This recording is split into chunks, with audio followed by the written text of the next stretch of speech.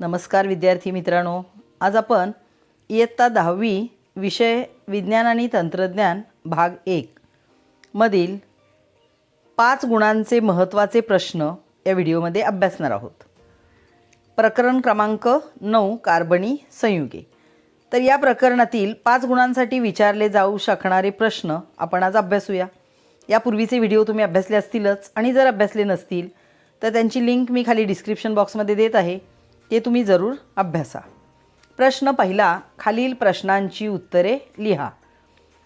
आता या एका प्रश्नामध्ये 5 गुणांचे प्रश्न दिलेले आहेत। तर पहिला प्रश्न आहे, क्रियात्मक गट म्हणजे काय किंवा क्रियात्मक गटाची व्याख्या लिहा, असाही हा प्रश्न विचारला जाऊ शकतो। तर उत्तर काय आहे पहा, संयुगातील कार्बन साखळीची लांबी व स्वरूप काहीही असले तरी विषम अणूंमुळे व विषम अणूंनी युक्त अशा अणुगटामुळे त्या संयुगाला विशिष्ट रासायनिक गुणधर्म प्राप्त होतात। म्हणून या विषम अणू किंवा विषम अणूंनी युक्त अणुगटांना क्रियात्मक गट म्हणतात। ही झाली क्रियात्मक गटाची व्याख्या। दुसरा उपप्रश्न आहे, 2 उदाहरणे द्या, म्हणजे आपल्याला क्रियात्मक गटाची 2 उदाहरणे द्यायची आहेत। आता पहिलं उदाहरण काय पहा, मिथिल अल्कोहोल। आता या मिथिल अल्कोहोलमध्ये मिथेन CH4 या हायड्रोकार्बनमधील एक हायड्रोजन OH गटाने विस्थापित केला तर मिथिल अल्कोहोल CH3OH हे संयुग मिळते। त्यातील OH गट हा अल्कोहोलिक क्रियात्मक गट आहे। पहा, तुमच्या लक्षात आले का, मिथेनचं रेणुसूत्र आहे CH4। यातील एक हायड्रोजन काय करतो, OH हा गट विस्थापित करतो आणि मग एक हायड्रोजन कमी झाला की त्या एका हायड्रोजनची जागा तो OH हा गट घेतो। तर OH हा अल्कोहोलिक क्रियात्मक गट आहे। म्हणजे उदाहरण आहे मिथिल अल्कोहोल आणि त्याचं रेणुसूत्र CH3OH। दुसरे उदाहरण पाहूया, ॲसेटिक आम्ल। आता ॲसेटिक आम्ल मिथेन म्हणजे CH4 या हायड्रोकार्बनमधील एक हायड्रोजन COOH गटाने जर विस्थापित केला तर ॲसेटिक आम्ल CH3COOH हे संयुग मिळते। यातील COOH हा जो गट आहे तो कार्बोक्सिलिक आम्ल क्रियात्मक गट असंही म्हणतात किंवा कार्बोक्सिलिक असंही म्हटलं जातं।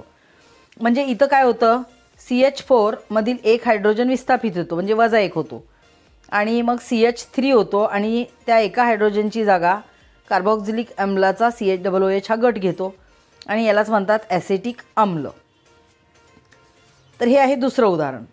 पुढील प्रश्न आहे, halogen, alcohol, aldehyde, ketone, carboxylic आम्ल, इथर, इस्टर, अमीन मधील क्रियात्मक गट लिहा। आता विद्यार्थी मित्रांनो, तुम्हाला SSC बोर्डाला जर हा प्रश्न विचारला गेला तर हे सगळेच्या सगळे गट तुम्हाला विचारले जाणार नाहीत। यातील कोणताही एक किंवा जास्तीत जास्त 2 गटाचा क्रियात्मक गट तुम्हाला विचारला जाऊ शकतो। पण अभ्यास करताना मात्र तुम्हाला या सर्वांचा क्रियात्मक गट अभ्यासायचा आहे। तर आपण सर्व पाहूया, त्यातील तुम्हाला 1 ते 2 परीक्षेला विचारला जाऊ शकतो। बघा, या ठिकाणी क्रियात्मक गट नाव दिलेलं आहे, रचनासूत्र आणि संक्षिप्त रचनासूत्र। आता पहिला आहे हॅलो। हॅलो म्हणजे हॅलोजन। आता हॅलोजनमध्ये कोण कोण येतं, तर क्लोरीन, ब्रोमीन, आयोडीन। तर तो क्रियात्मक गट लिहिताना क्लोरो, ब्रोमो, आयोडो असं त्याला नाव दिलं जातं। त्याचं रचनासूत्र आहे XCl, XBr, XI। आता हा X म्हणजे काय, तर X म्हणजे या ठिकाणी कोणतंही संयुग येईल। उदाहरणार्थ समजा मिथेनमधील एक हायड्रोजन विस्थापित केला Clने किंवा Brने किंवा Iने तर CH3Cl, CH3Br, CH3I याप्रमाणे तो X येईल आणि त्याचं संक्षिप्त रचनासूत्रसुद्धा तेच आहे, XCl, Br आणि I। त्यानंतर अल्कोहोल। आता अल्कोहोल OH क्रियात्मक गट, त्याचं रचनासूत्र आहे, ही जी डॅश दिसते तो बॉन्ड आहे, बंद आहे, O पुन्हा बंद एकेरी बंद H आणि त्याचं संक्षिप्त रचनासूत्र OH, तर ते OH असं लिहिलं जातं। आपण यापूर्वी पाहिल्याप्रमाणे उदाहरणार्थ CH3OH किंवा कोणतंही या ठिकाणी अल्केन दुसरं संयुग येईल आणि त्याच्यापुढे OH हा गट लावला जातो जेव्हा अल्कोहोल असतो तेव्हा। त्यानंतर अल्डिहाइड। अल्डिहाइड लिहिताना त्याचं रचनासूत्र असं आहे, C≡O आणि इकडे H, कारण कार्बनची संयुजे 4 आहे आणि या कार्बनच्या भोवती तुम्हाला 4 बंध दिसत आहेत पहा, 1 2 आणि हे वरचे 2 4। तो लिहिताना मात्र अल्डिहाइड कसा लिहिला जातो, CHO। त्यानंतर कीटोन। कीटोन म्हणजेच C≡O इथं सुद्धा बघा कार्बनच्या भोवती 4 बंध दिसत आहेत. हा 1, हा 2 आणि हे वरचे 2 असे एकूण 4 बंध. सी डबल बॉन्ड ओ आणि त्याचं संक्षिप्त रचनासूत्र आहे CO. त्यानंतर कार्बोक्सिलिक आम्ल सी डबल बॉन्ड ओ आणि इकडे OH ते संक्षिप्त रूपात लिहिले जाते COOH. तुम्ही कार्बोक्सिलिक समजा तुम्हाला कार्बोक्सिलिक आम्ल विचारलं तर COOH असं लिहिलं तरी फक्त चालतं. त्यानंतर इथरला O आणि त्याचं संक्षिप्त रचनासूत्रसुद्धा O तसंच आहे, कारण ऑक्सिजनची संयुजा 2 आहे, त्यामुळे त्याच्या दोन्ही बाजूला 2 बंध दर्शविलेले आहेत. त्यानंतर ester C double bond O आणि O म्हणजे COO हे त्याचं आहे संक्षिप्त रचनासूत्र. त्यानंतर अमीन ग्रुप, अमीन म्हणजेच NH2. आता नायट्रोजनची संयुजा 3 आहे, इकडे एक बंध दाखवला आहे, इकडे एक H, इकडे एक H. आता इथं कोणतंही संयुग येईल, समजा CH3 आलं, मिथेनामाइन किंवा इथेनामीन वगैरे, तर त्याचा संक्षिप्त रचनासूत्र आहे NH2. तर विद्यार्थी मित्रांनो, हे सगळे तुम्हाला एका वेळी विचारले जाणार नाहीत किंवा सगळे जर एका वेळी विचारायचे असतील तर मग इतर प्रश्न विचारले जाणार नाहीत, किंवा हा असाच तक्ता दिलेला असतो आणि या तक्त्यामध्ये काही जागा रिकामे ठेवून तिथं असे बॉक्स तुम्हाला दिलेले असतात आणि मग त्या बॉक्सच्या ठिकाणी तुम्हाला त्या रिकाम्या जागा भरण्यासाठी प्रश्न येऊ शकतो. मग 2 रिकाम्या जागा असतील तर 1 मार्क, 4 रिकाम्या जागा असतील तर 2 मार्क किंवा 3 मार्काचा प्रश्न असेल तर 6 रिकाम्या जागा दिल्या जातील. अशा पद्धतीने वेगवेगळ्या प्रकारे हा प्रश्न तुम्हाला परीक्षेला येऊ शकतो. त्यानंतर दुसरा प्रश्न आहे, खालील प्रश्नांची उत्तरे लिहा. समजातीय श्रेणी म्हणजे काय? आता समजातीय श्रेणी म्हणजे काय किंवा समजातीय श्रेणीची व्याख्या आपल्याला पाहिजे.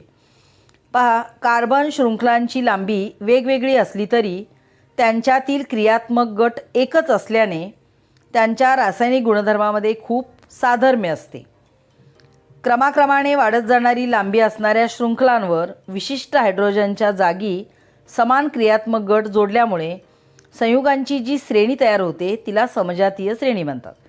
म्हणजे एकच क्रियात्मक गट जर जोडलेला असेल तर त्या श्रेणीला काय म्हणायचं? समजातीय श्रेणी. पुढचा त्यातला प्रश्न आहे, समजातीय श्रेणीची वैशिष्ट्ये कोणती?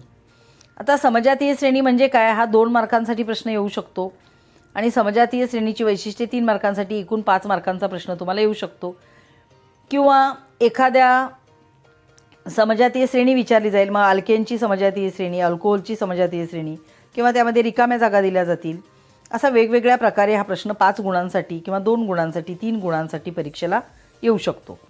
तर समजातीय श्रेणीची वैशिष्ट्ये आपण बघूया. पहिलं वैशिष्ट्य काय पहा, समजातीय श्रेणीमध्ये एका सदस्याकडून पुढच्या सदस्याकडे जाताना काय होतं, तर एका मेथिलीन, आता मेथिलीन त्याचं रेणुसूत्र आहे CH2 घटकाची भर पडते. काय सांगितलं पहा, पुन्हा ऐका. समजातीय श्रेणीमध्ये एका सदस्याकडून पुढच्या सदस्याकडे जाताना काय होतं, तर एका मेथिलीन घटकाची भर पडते. त्याचबरोबर रेणुवस्तुमान 14 युनिटने वाढते आणि कार्बन अणूंची संख्या 1 ने वाढते. म्हणजे पहिल्या घटकापासून दुसऱ्या घटकाकडे जाताना CH2 गटाची भर पडते, 14 युनिटने रेणुवस्तुमान वाढते आणि कार्बन अणूंची संख्या 1 ने वाढते. त्यानंतर समजातीय श्रेणीच्या सदस्यांच्या रासायनिक गुणधर्मामध्ये काय असते? साधर्म्य असते. त्यानंतर तिसरं वैशिष्ट्य काय पहा, समजातीय श्रेणीच्या सर्व सदस्यांसाठी एकच सामान्य रेणुसूत्र असते. 3 वैशिष्ट्ये आपण पाहिली. पहिलं, एका मेथिलीन म्हणजे CH2 घटकाची भर पडते, रेणुवस्तुमान 14 युनिटने वाढते, कार्बन अणूंची संख्या 1 ने वाढते. त्यानंतर समजातीय श्रेणीच्या सदस्यांच्या रासायनिक गुणधर्मामध्ये साधर्म्य असते.